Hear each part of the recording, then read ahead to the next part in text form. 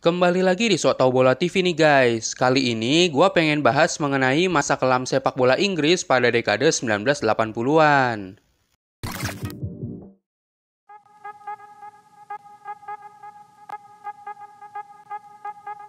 Sepak bola entah kenapa selalu dekat dengan hooliganisme, tawuran, cacian, dan hal negatif lainnya termasuk korupsi.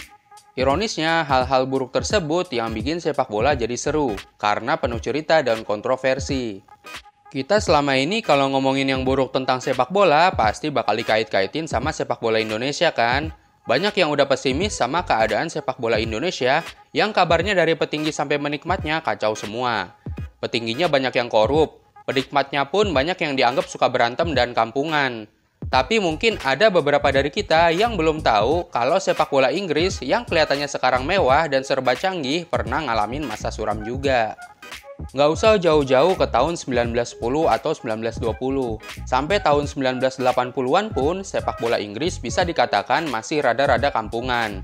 Ada beberapa kejadian yang bikin orang-orang berpendapat seperti itu.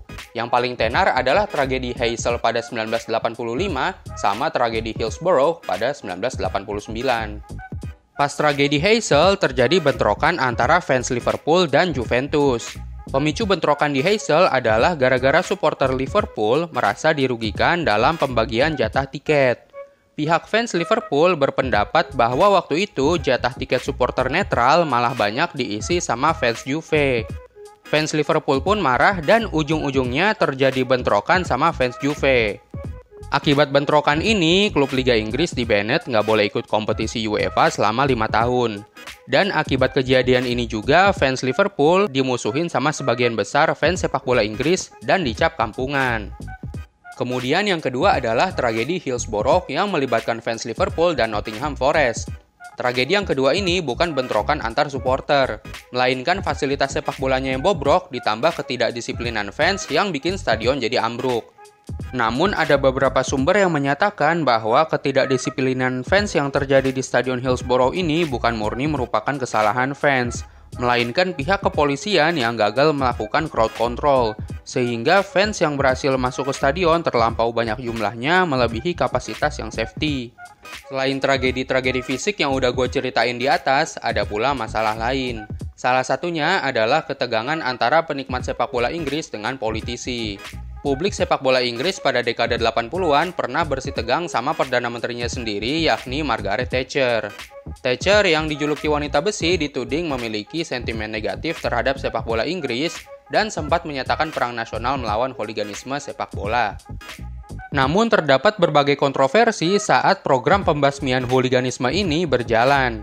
Thatcher dianggap memerangi hooliganisme dengan cara yang keras dan represif. Kemudian para pecinta sepak bola Inggris yang didominasi kaum buruh menuding kebijakan ekonomi Thatcher yang tidak pro buruh lah yang sebenarnya menyebabkan meningkatnya hooliganisme. Setelah kejadian-kejadian buruk tersebut, sepak bola Inggris mulai berbenah, terutama dengan dibentuknya Premier League sebagai liga tertinggi di Inggris. Pasca tragedi Hillsborough, dilakukan penyelidikan yang dipimpin oleh Peter Taylor mengenai penyebab tragedi tersebut. Akhirnya ditemukan titik terang mengenai berbagai penyebab dari tragedi tersebut. Salah satu yang paling berpengaruh adalah fasilitas stadion yang masih katro. Dan akhirnya pada 1990 diputuskan bahwa stadion-stadion di Inggris wajib memasang kursi single seat secara menyeluruh. Sebelumnya stadion-stadion di Inggris nggak beda jauh sama stadion di Indonesia, yaitu masih banyaknya tribun yang nggak pakai kursi. Udah gitu perawatan stadion-stadion Inggris pas tahun 1980-an juga nggak begitu bagus. Bisa dilihat nih ya perbandingan Stamford Bridge pada era 80-an dan pasca renovasi tahun 97.